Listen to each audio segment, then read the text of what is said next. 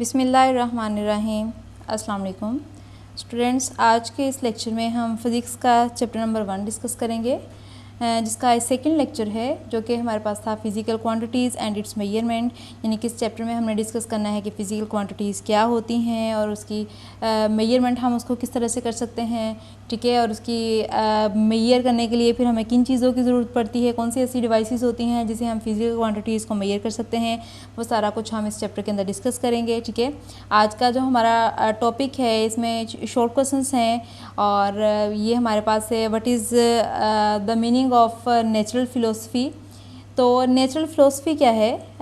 18th century में इससे पहले हमारे पास एक सब्जेक्ट था जिसके अंदर हम लिविंग थिंग्स को भी पढ़ते थे, नॉन लिविंग थिंग्स को भी पढ़ते थे। यानी कि सारी जितनी भी साइंस थी, हम उसका सबकी स्टडी जो है वो हम एक सब्जेक्ट के अंदर करते थे। हमारे पास एक ही सब्जेक्ट होता था जिसको हम नेचुरल फ़िलोसफी बोलते थे, ठीक है।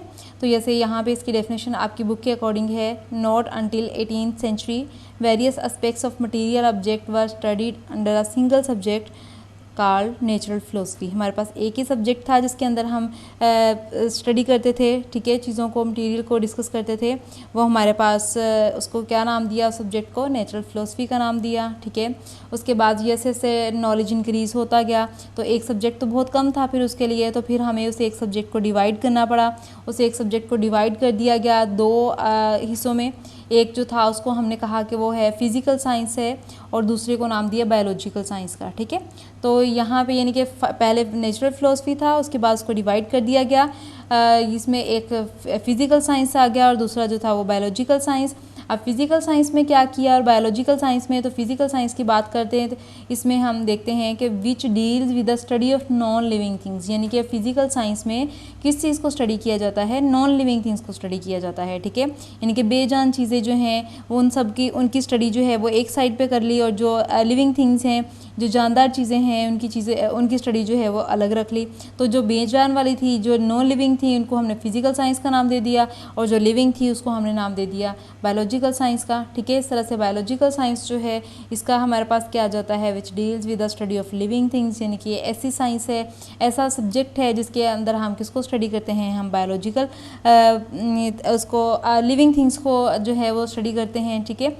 और उसके बाद जैसे 19th सेंचुरी की बात है, जब फ़िज़िकल साइंस को, या आगे हम बायोलॉजिकल साइंस को तो यहाँ पे डिस्कस नहीं करेंगे क्योंकि वो लिविंग थिंग्स का आ जाता है, तो वो आप बायो में डिस्कस करेंगे उसको। लेकिन यहाँ पे हम फ़िज़िकल साइंस को देखेंगे क्योंकि हमने पढ़ना है, हम ये हमारे फिज़िक्स से रिलेटेड है और इसमें नॉन लिविंग थिंग्स को हम पढ़ेंगे, इसलिए हम फ़िज़िकल साइंस को डिस्कस करते हैं कि जैसे 19th सेंचुरी आ गई, इसमें फिर फ़िज़िकल साइंस को मज़ीद डिवाइड कर दिया गया, कितने हिस्सों में डिवाइड किया गया, कितने सब्जेक्ट्स में डिवाइड कर दिया गया। 5 में कौन कौन से हैं, जैसे फ़िज़िक्स है, केमिस्ट्री है, एस्ट्रोनॉमी और जियोलॉजी और एंड मेट्रोलॉजी, ठीक है। ये 5 आपने नाम याद रखने हैं कि इसको 19th सेंचुरी में इसको मज़ीद जो है वो डिवाइड कर दिया गया फ़िज़िकल साइंस को, ठीक है। अब ये सारे सब्जेक्ट्स जो हैं, ये भी सारे सब्जेक्ट्स हैं, और इसमें भी हम इनमें भी किसको डिस्कस करते हैं, हम नॉन लिविंग थिंग्स को डिस्कस करते हैं, ठीक है। तो the most fundamental of this is the physics. और इन सब में जो मोस्ट फंडामेंटल है वो क्या है, फ़िज़िक्स है, ठीक है। और उसके बाद जो है हम देखते हैं कि role of science and information technology, यानी कि साइंस ने और इंफॉर्मेशन टेक्नोलॉजी ने हमारी ज़िंदगी में क्या रोल प्ले किया है। तो बहुत सिंपल सी बात है, अगर हम देखते हैं कि इसने हमारी ज़िंदगी को बहुत ज़्यादा आसान बना दिया है। पहले वक्तों की अगर हम बात करते हैं तो पहले वक्तों में क्या होता था, ना तो तब बसें होती थी, गाड़ियाँ नहीं होती थी, कारें नहीं होती थी, ठीक है। और ज़्यादातर लोग जो है वो पैदल सफ़र करते थे, या उनके पास अगर इस तरह की कोई चीज़ होती भी थी तो वो बहुत स्लो, यानी कि महीनों में, दिनों में उसका जो है वो डिस्टेंस कवर करते थे। लेकिन अब क्या हो गया है, अब वही जो है महीनों वाला, दिनों वाला जो डिस्टेंस है वो सेकंड्स में, मिनट्स में, घंटों में हो गया है, ठीक है।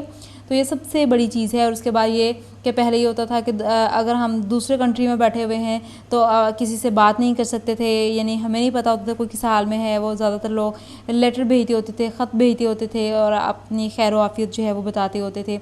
लेकिन अब क्या हो गया है, अब तो हमारे पास फिर PTCL आ गया, और अब तो मोबाइल फ़ोन आ गए। हम जहाँ भी होते हैं हमारे पास मोबाइल फ़ोन होता है और हम इजीली जो है वो कर सकते हैं। तो हम सिंपली ये कह सकते हैं कि साइंस एंड इंफॉर्मेशन टेक्नोलॉजी ने हमारी लाइफ को बहुत ज़्यादा आसान कर दिया है। फिर आप ये भी सुनते होंगे कि आज दिन कोई ना कोई नई मशीन आई हुई होती है।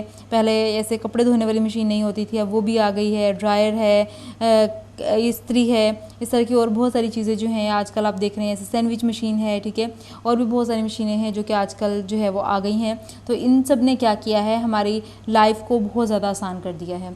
तो science and information technology is a part of our life. They play an important role to explain and understand the physical world over the year as man has improved their lifestyle, traveling and measurements. इस तरह से travelling का तो मैंने आपको बता दिया है। मेजरमेंट्स की अगर बात करें तो मेजरमेंट्स के भी हमारे पास ज़्यादा अच्छे, ज़्यादा एक्यूरेट, जैसे कि मैंने पिछले लेक्चर में बात की थी टाइम की, कि टाइम को मेजर करने के लिए कोई ऐसी डिवाइस नहीं थी, कोई एक्यूरेट डिवाइस नहीं थी जिससे हमारे पास आंसर जो है वो एक्यूरेट आ जाता, तो या बिल्कुल सही वाला टाइम देख सकते, ऐसा नहीं था। तो अब लोग ये कहते हैं अच्छा अब यहाँ तक आ गया तो अब ये टाइम हो गया है, अच्छा अब ये है तो इस तरह से ये टाइम हो गया, अच्छा अब ये स्टार जो है वो नज़र आ रहा है तो अब ये सुबह हो गई, इस तरह से होता था।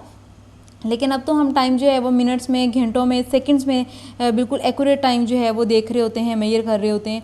तो the production has been improve due to science and technology in every field of life, यानी कि साइंस एंड इंफॉर्मेशन टेक्नोलॉजी ने हमारी लाइफ में बहुत ज़्यादा इंपॉर्टेंट रोल प्ले किया है। हर फील्ड में इसने बहुत ज़्यादा इंपॉर्टेंट जो रोल प्ले किया है, ठीक है। तो वो भी शॉर्ट क्वेश्चन था। उसके बाद जो है ये एक लॉन्ग के लिए भी आ जाता है और मोस्ट इंपॉर्टेंट है, शॉर्ट के लिए भी आ जाता है कि role of physics in our daily life, physics ने हमारी लाइफ में क्या रोल प्ले किया है, और या फिज़िक्स के यूजेस क्या हैं हमारी डेली लाइफ में, या फिर फिज़िक्स की इंपॉर्टेंस क्या है हमारी डेली लाइफ में। तो ये सारा कुछ जो है वो एक ही क्वेश्चन में आ जाता है, ठीक है। तो अगर हम देखते हैं कि in our daily life we hardly find a device where physics is not involve. अगर देखा जाए तो बहुत ही मुश्किल से हमें कोई ऐसी डिवाइस मिलेगी जिसमें फ़िज़िक्स इन्वॉल्व ना हो। हर चीज़ में फ़िज़िक्स इन्वॉल्व है। जैसे आप बात करते हैं, जैसे गाड़ियाँ तो बन गई थी लेकिन उसके व्हील्स नहीं थे। अगर हम व्हील्स ना होती तो फिर गाड़ियाँ मूव कैसे कर सकती। आजकल आप देखते हैं कि व्हील्स जो हैं, जैसे आपके घर में अगर वॉशिंग मशीन है, अगर कूलर पंखा है, या भारी मशीनें आप देखते होंगे, उसके नीचे व्हील्स लगे हुए होते हैं। वो क्यों लगाए जाते हैं? क्योंकि व्हील की मदद से हम उसको ईजीली मूव करवा सकते हैं। आप देखते हैं कि अगर वॉशिंग मशीन ही है, अगर उसके व्हील्स नहीं है, उसको बाहर लेके आना और लेके जाना बहुत मुश्किल हो जाता है, या भारी मशीनों को उठाना बहुत मुश्किल हो जाता है, उनको मूव करवाना। तो क्या लगा दिए जाते हैं, उनके नीचे व्हील लगा दिए जाते हैं, और व्हील जो है जिसकी वजह से वो बहुत ईजीली जो है वो चीज़ें मूव करती हैं। गाड़ियाँ हैं, बाईसाइकिल्स हैं, सारा कुछ जो है वो व्हील्स की मदद से ही ये सारा कुछ मूव कर रहे होते हैं। तो व्हील जो है वो किसके प्रिंसिपल पे काम करता है? वो फिज़िक्स के प्रिंसिपल पे काम करता है, ठीक है। फिज़िक्स के प्रिंसिपल पे ही व्हील को बनाया गया और उसी के प्रिंसिपल पे वो काम करता है। तो जो भी चीज़ है, हम कहते हैं कि हर चीज़ में फ़िज़िक्स का जो है रोल है वो बहुत ज़्यादा है। अगर हम बात करते हैं पुलिस की, तो पुलिस जो होती हैं वो सिंपल मशीन्स हैं। जैसे कि आप देखते हैं कि पुराने वक्तों में क्या होता था, कुआं होता था, उसमें एक पुली लगी हुई होती थी, एक रस्सी से, बाल्टी से नीचे से पानी को निकालते थे ऊपर। तो किसकी वजह से निकालते थे? पुली की वजह से। या क्रेन आप देखते हैं, क्रेन्स देखते हैं, उसमें भी जो है वो भारी मशीनों को उठाने के लिए इस्तेमाल होती हैं। तो जो पुलीज़ हैं वो भारी चीज़ों को, भारी हैवी लोड्स को उठाने के लिए इस्तेमाल की जाती हैं। अगर पुलीज़ ना होती तो हम हैवी लोड्स बहुत मुश्किल से उठाते, या हमें बहुत सारे लोग चाहिए होते उस हैवी लोड को उठाने के लिए, तो उसके लिए बहुत प्रॉब्लम होता। तो इसलिए अब क्या है, पुलिस हैं, हमें सिर्फ एक वो मशीन लाते हैं, और सिंपल मशीन एक हमारे पास होती है, इससे हम भारी चीज़ों को या मशीन्स को, भारी चीज़ों को हम इजीली जो है वो उसको मूव करवा रहे होते हैं, ठीक है। आसानी से हम उसको क्या कर लेते हैं, उठा लेते हैं। तो इसी तरह से पुलिस ने क्या किया है, pulleys are powerful simple machines, they can change the direction of a force which can make it much easier for us to move something. यानी कि इसने हमारी लाइफ को बहुत ज़्यादा आसान कर दिया है, यानी चीज़ें उठाने के लिए, उसको मूव करवाने के लिए, भारी चीज़ों को, तो बहुत ज़्यादा इजी हो गया है, ठीक है। तो इस तरह से अगर हम पहला यूज़ देखते हैं इसका, या पहला रोल देखते हैं, तो वो हमारे पास पुलिस ही हैं। आपकी बुक के according, pulleys that make it too easy to lift heavy loads. Pulleys जो हैं वो किस लिए यूज़ की जाती हैं? हैवी लोड को उठाने के लिए इस्तेमाल की जाती हैं, ठीक है। ईजीली हम हैवी लोड जो है वो इसे उठा सकते हैं। नेक्स्ट अगर हम बात करते हैं इसके, तो नेक्स्ट हमारे पास है, जैसे इलेक्ट्रिसिटी की बात करते हैं, तो आप देखते हैं कि इलेक्ट्रिसिटी जो है, या इलेक्ट्रिकल एनर्जी जो है, वो हमारी लाइफ में बहुत ज़्यादा इंपॉर्टेंट हो चुकी है। अब तो हम ये सोचते हैं कि अगर इलेक्ट्रिसिटी ना होती तो हम पता नहीं कैसे रह रहे होते। तो अब तो ये चीज़ आ गई है हमारे अंदर, यानी इलेक्ट्रिसिटी जो है वो बहुत ज़्यादा इंपॉर्टेंट है हमारी लाइफ में। तो हम क्या करते हैं, कैसे होता है, we can not imagine the life without electricity, जैसे कि अभी मैंने बात की है।